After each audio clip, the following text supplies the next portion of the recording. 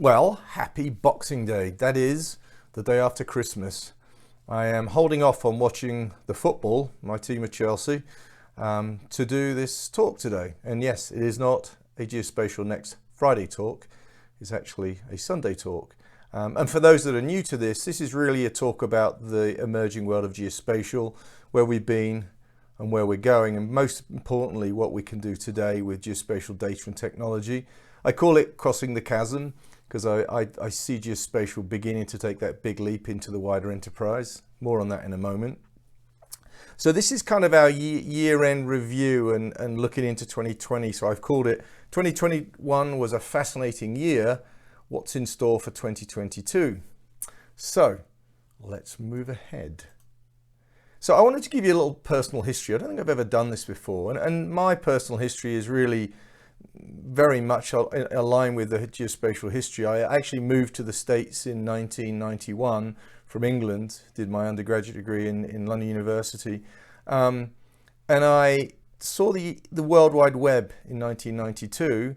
The University of Utah was one of the few universities that were actually on that network as they were building it out. And I thought, this is very interesting. And then I saw GIS. I knew nothing about GIS, but I thought this would be interesting bringing these two things together. So I decided to battle my professor on this one a tiny bit. And in 1996, I decided to do a graduate degree against the advice of my professor, who was the chair of my graduate degree. He wanted me to do transportation, but in my mind, I thought the World Wide Web was going to be a very big deal, connecting disconnected computers. And I also could see the potential of GIS in that world as well. So I learned to program, and in 1996 I started working on the internet GIS and taught myself how to write applications. But that was a really important step. We'd moved at that point from just desktop technology to the beginnings of the internet. And of course, you know, we know the history there. What a big deal that was. So it was interesting to be at the ground floor of that stuff. And again, I had some battles to fight then. And I also remember having conversations with people who were saying, you know, what is this internet thing? And one kind of memory was, I remember other graduate students looking over my shoulder at what I was doing. And some of them actually adjusted what they finally decided to do based on some of that work. So it was kind of nice to be in that place. But in 2009, I saw the first iPhone came out before that, but with a very small screen. The thing that really struck me about the sort of 2009 period, 2010, was that we saw the first iPad, the first tablet that had a big screen. And I thought then the combination of a mobile computer and built-in GPS would again mean that location data was a very big deal. So I actually set up a company called Web Map Solutions, which was a mobile GIS development company. And we had a really fascinating time in those early days. We actually were one of the earliest companies we were the first company to put an ArcGIS, a mobile application, to the Apple Store and into the Google Store as well, Google Play. And we actually also were the first ones in the Esri store to put an offline mobile application. So we did some really interesting work. But again, I highlight that because it seemed obvious to me then that we were going to move into an era where mobile and location were going to become important. As it turned out, the consumer market really took off. It took a little longer for the business community to adopt that. But two major steps, and again, in my personal history, I was involved at those early stages of that stuff. So I wanted just to put that up on the screen. 2022, the huge leap, question mark.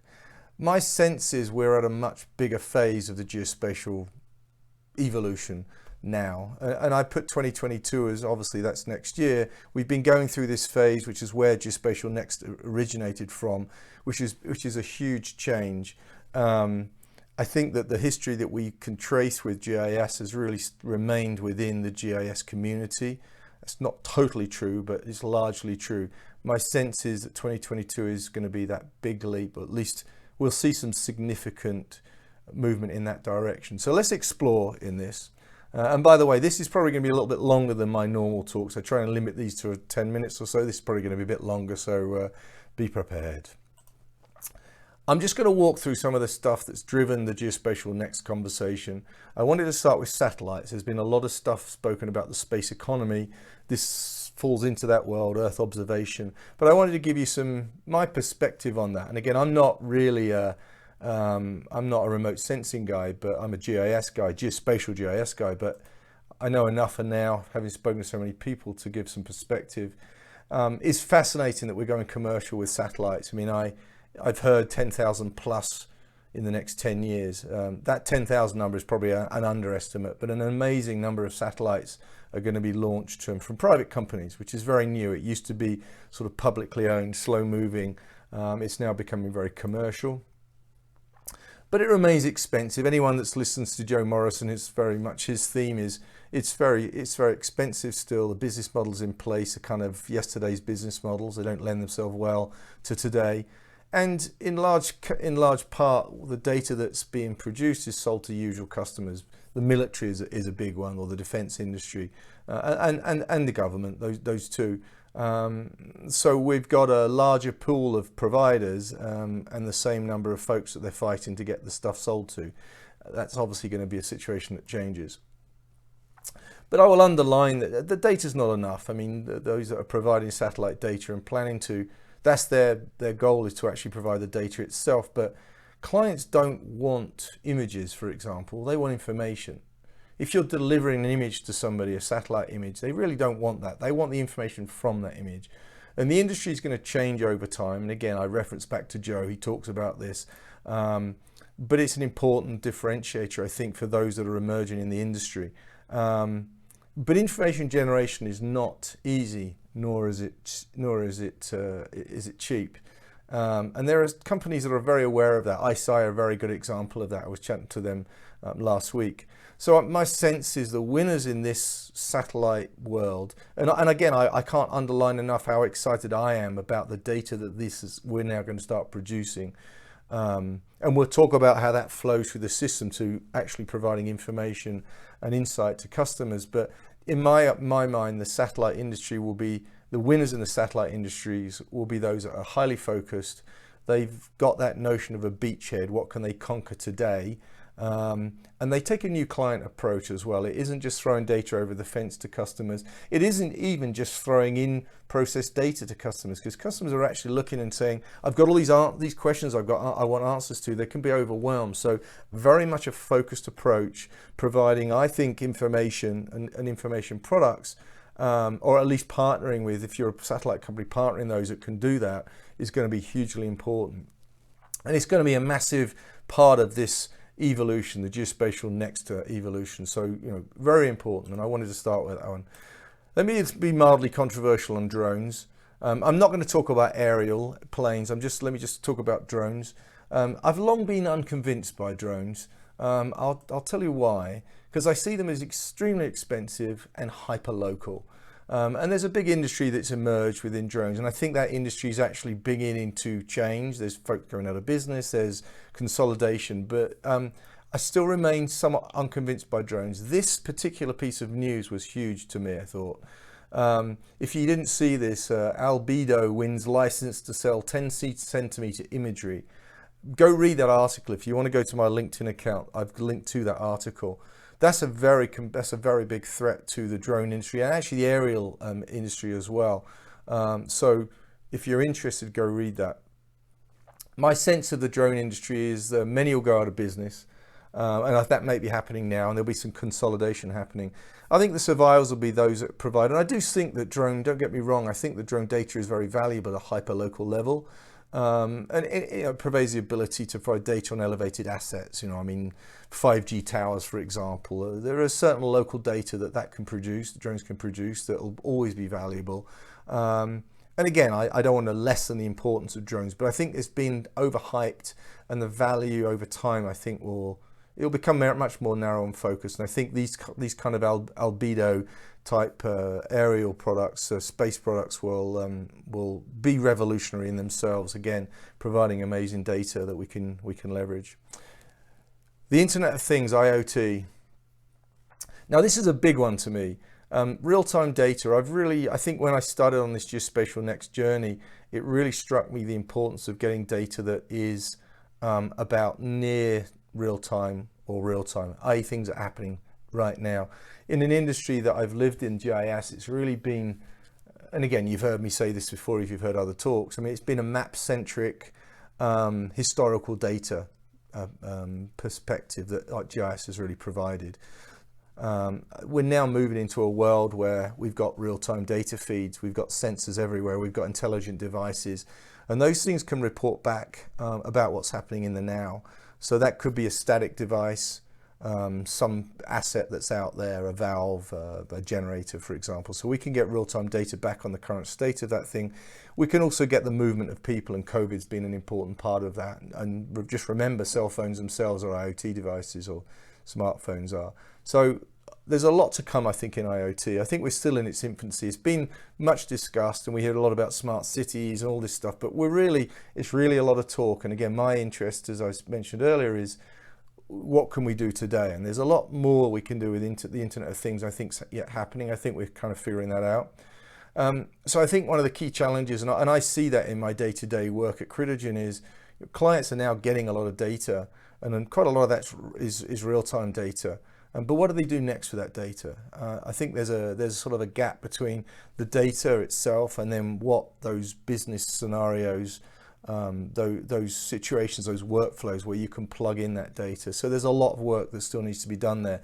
And I have a suspicion that's a partnership between companies that have the insight, the technology insight, and customers that know the challenge that they've got. It's really that coming together. And again, I think that the whole notion of sales, we'll talk about that, is really got to change dramatically. It's a partnership. It's not a sales conversation anymore. But I do see that the Internet of Things, again, going back to what I just said there, is huge geospatial industry opportunity here. This is absolutely massive. And what's really going to be significant here is 5G. I know folks that are working, who will help to build out that 5G network. Folks are on the GIS side of this, and we're still building out the infrastructure there. But 5G means we've got a flow of data from these devices, an easy flow of data. So guess what? That tsunami is going to become even bigger. But it is a massive opportunity. AI and machine learning, again, I talk about those. I still talk about that as being in its infancy. We're still working through some of these things. I think that there's algorithms out there. I think there's much being done quietly, and I'm not really so much focused on the Facebooks and the Snaps of this world, but I know these big data companies are doing a lot of work in that world, and it's all being done very, very quietly behind closed doors. So there's a chunk of stuff we don't know, and we'll find out over time. But I think from what I've seen, this was a question that came up in a LinkedIn post I put out there a couple of weeks ago, was, what are we doing? What is the geospatial industry doing with artificial intelligence and machine learning currently? I would say that raw data processing is a big one, and I'll reference back to the ISI conversation that I had. They're doing a lot of data processing of the SAR data they're collecting, and they're bringing other data, aggregating other data with that, combining it. So they're using artificial intelligence to do a lot of that work. So that's the sort of the raw processing stuff, which I think is ever more important. As we get more data, humans can't process that data and prepare the data for use. So AI is going to help us with that. I also see the sort of the classic asset identification type things. We see a lot of that. We see folks using imagery to identify particular pieces on things on the ground, and things that are changing on the ground as well. And some of that's used in a sort of political way, which it is what it is, but there's some political aspects to that which are not my favorite, but it is, we live in a world where people are watching everybody continuously. But change is a big thing as well. So there are some patterns of usage once the data has been processed we're beginning to see, but it's still somewhat narrow. Again, this is going back to conversations I've had in 2021 and 2020 as well, is I'm seeing artificial intelligence machine learning companies emerge, but they're kind of struggling to find customers. It's all well and good saying we can process this data, but without a real focus, like I said earlier, without a real hook to hang their hat on, so to speak, they're struggling. They can't just be this, we'll do anything for you. So I think a lot of pure AI ML plays are challenged. Again, I would strongly encourage partnerships. I had conversations around that, and I was poo-pooed by a company that springs to mind about those type of partnerships. I strongly believe that you need to be involved in, for example, geospatial companies, and we'll talk about those in a moment. So provide your algorithms, your data scientists to folks that actually understand the geospatial industry and are connected to clients who have problems. So again, more on that in a minute. This is a pet peeve of mine. I don't know if I've mentioned this before in one of these talks, but I don't like the term GeoAI. It's the GIS industry trying to be different and special. I'm not a big fan of that. I think that we have to play nicely with everybody else and not try and differentiate ourselves. GeoAI just suggests that we're something special over in the corner here, which we've always sort of pretended to be. We're not. We're part of a bigger whole. So let's get rid of that term. You know, a lot of the AI stuff is being applied to data that is inherently geospatial. So why we want to sort of stand out and say, oh, this is so special and we're so special. Stop doing that. My pet peeve. GIS. Let's talk about GIS. My background is all in GIS. I kind of call myself a geospatial person now, since geospatial stands for place on Earth. I see GIS as an umbrella term that's to some degree lost its... I have to be careful here. I like geospatial as the umbrella term, not GIS. GIS is sort of a technology stack. But if you strip away all of that, I think what you're talking about when you talk about GIS is really an asset location system of record. Ultimately, that's really what it is. It's HAR. It's data about assets, people and places and things, whichever location. That's at the heart of it. So we've got that geometry, that XY that marks the point in space where something actually is. We've also got a set of attributes that can make up that asset, that thing we've got stored. But at the heart of it, that's really the value, I think, of what's within at the heart of a GIS. I still see GIS struggling to cross the chasm to wider usage. Again, it's been an industry that's been around for a long time, since I think Esri started in 1969. It's really been focused on in the government space and any organization that's got a GIS department. So folks like me, and probably most of the people listening to this that have come from GIS, it's in your department where it sits. It hasn't spread across the organization, and GIS has for a long time tried to get it out of the GIS and mapping department with various levels of success, but I think the big leap is going to need a different approach. And again, we'll talk about that. So I see the biggest barrier, and it's pretty widely recognized, there's nothing controversial here. The biggest barrier really is that it's perceived and it's been presented as map making software. And again, when I started working with GIS as a geographer, really the term "why" of there is always something that's resonated with me, because I used to study places and the processes which made, as a physical, I've always been a physical geographer, the process that make up that uniqueness of that place. So again, I cited the example of just down the road from me is Little Cottonwood Canyon, which is a classic glacial valley. So yes, it has a place in space, it's unique, but my thought process was always, why is it formed in that shape? What have been the processes that have made that? So that notion of why of there, a map was really not relevant to that conversation, apart from showing where actually it was for people to go, oh, there's Little Cottonwood Canyon. The analysis of the spatial thought process that made that up was very different. So I was always a little confused as to why I'd come from being a spatial thinker to being a sort of a map maker. And I remain a little perplexed about that, but I think that's beginning to change, and I think that's a good thing.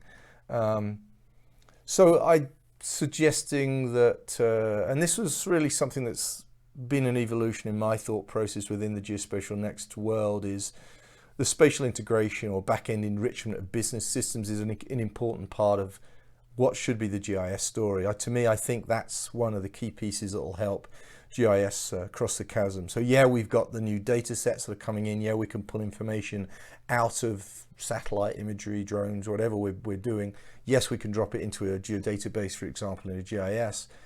But if we're only going to use that for map making, then I think that limits, it's a repetition of what we've been doing. I think we need to start working more closely with business systems.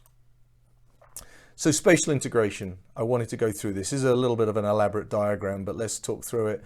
If there's a location problem, GIS has historically been that solution, or that technology that's used. And again, I put map making there, I've just mentioned that. If it's a business problem, folks are generally using business systems like SAP, Salesforce, IBM Maximo if you're in the EAM world, and a slew of others. I just use those three as examples, and they're three that I'm familiar with in my work.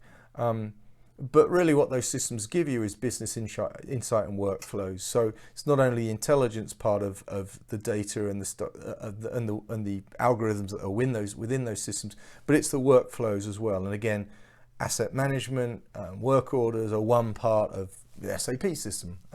There's many other workflows that are there that location is a very important part of.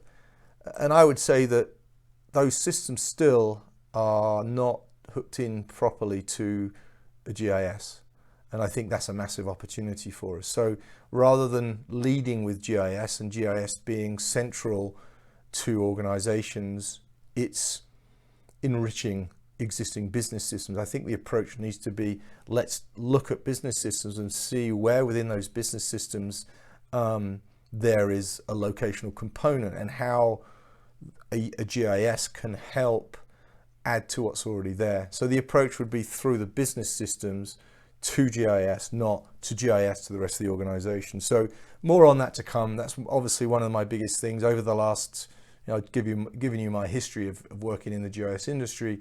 One of the biggest things for me is, how do we get it out of the GIS department? For 25 plus years has been this thing, this itch I've been trying to scratch, and I think we're getting closer. So 2022, let's get there.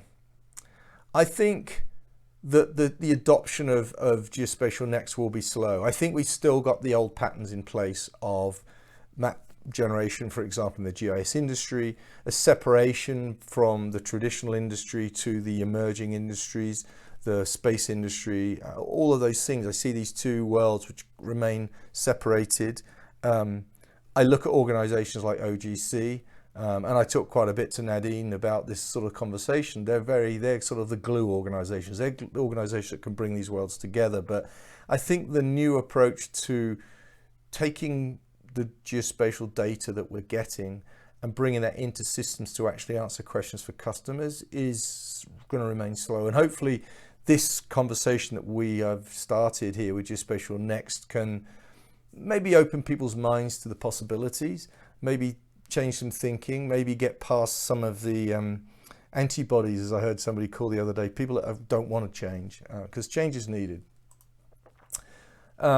My sense is a new breed of GIS company, GIS and geospatial companies will emerge. So I think that the existing world, and I work for a company which is very progressive, very far-sighted, so I'm going to say this, but I joined them for this purpose. Of Critigen, I joined for this reason, because they're looking forward and thinking, they've been very successful as a company historically in the traditional GIS world, but we know things are changing. So I think it's companies like Critigen, and there are many others, I think are going to start to help cross the chasm. They'll start, we work closely with customers doing traditional GIS work, but then as an example, which we talk about a lot, once you've done the utility network, what do you want to do next? You've got this wonderful modernized system in place. But are you going to do things the old way? Are you going to do things the new way? And Geospatial-Next is very much about the what next conversation. So I think guiding, hand-holding, partnering with customers who clearly have problems, you're the guiding hand, you're the one that helps navigate that path to that destination. The destination that customers want to get to, we have to together understand what that looks like. And often customers don't even know the problems they have. Nor how, if they do understand them, how they can get there. And so it's a relationship that we form with customers, which are, again, I use an example there, utilities, gas, electric, water, they're inherently geospatial, they have distributed assets. Transportation, department, DOTs, inherently geospatial. There's a lot of companies and organizations that are inherently geospatial, but don't necessarily see themselves through that lens. So again, we talk about getting GIS out of the GIS department. It's more getting geospatial. It's using the location data that they all have to benefit the enterprise. So a big thing. And I think that the hand-holding, the guidance of a number of companies that are out there is going to be very critical. This is a bit of a harsh one, but I'm still seeing venture money continue to pour into many losing bets. I've worked a little bit in the venture world and seen that and I remember, if you think back when I was starting out doing this stuff, I actually worked in a couple of internet startups when I finished my graduate degree, I remember the crazy internet days.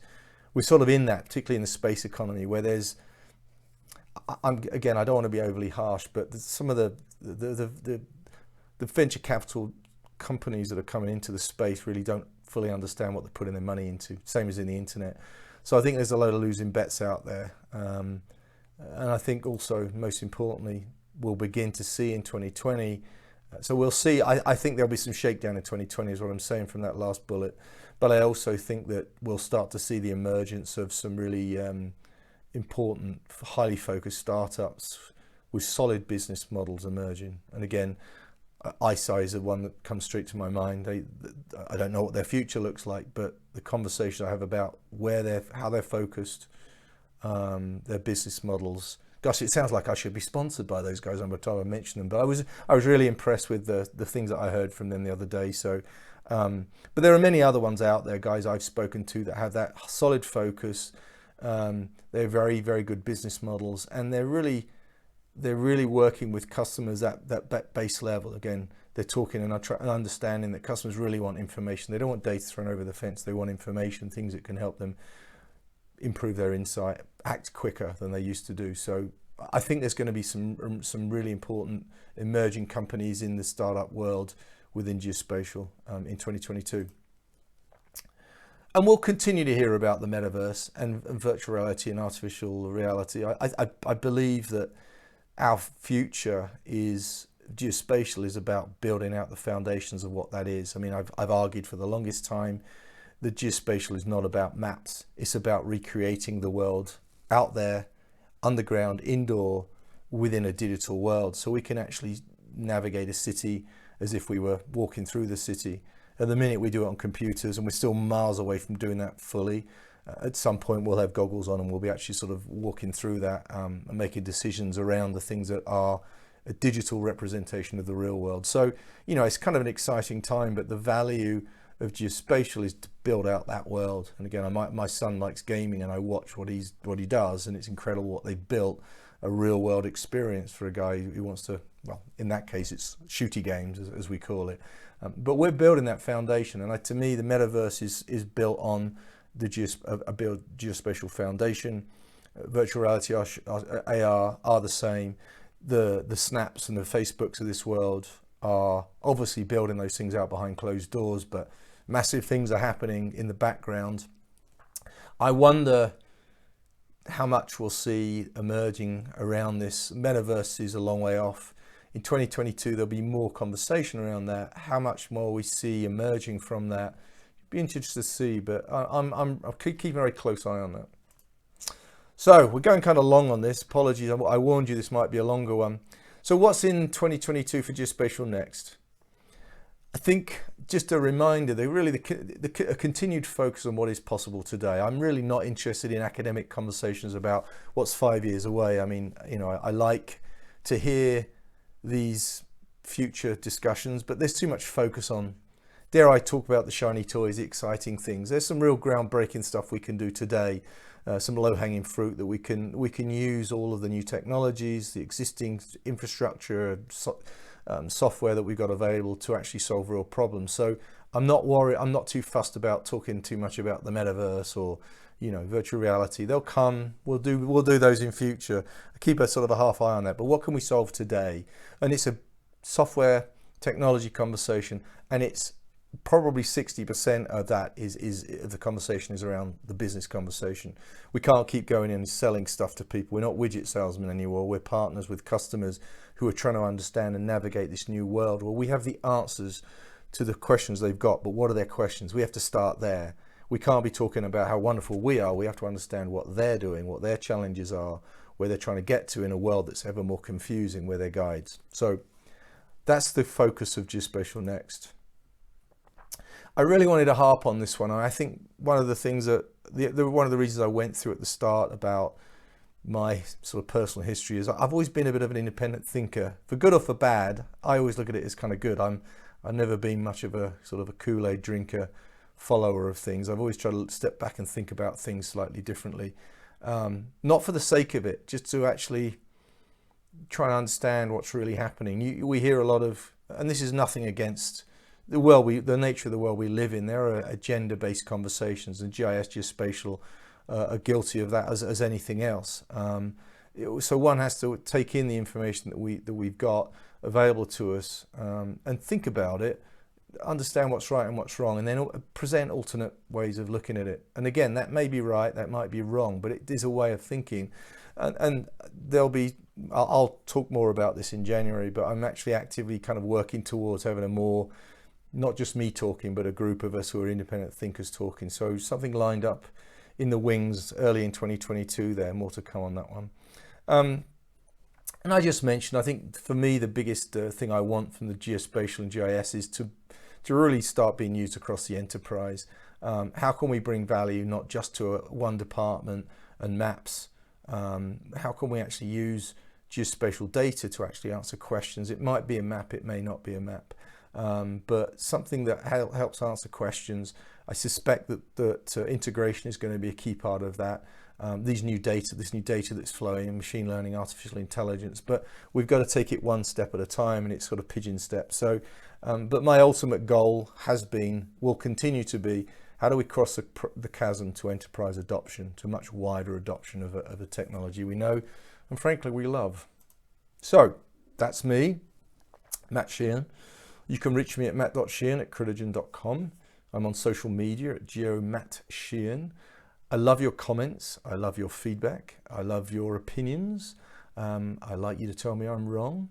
I'm okay with you telling me I'm right as well. Actually, it's often been told you're wrong, which makes you change your thinking. So, but any feedback that you want to share with me, I'd love to have.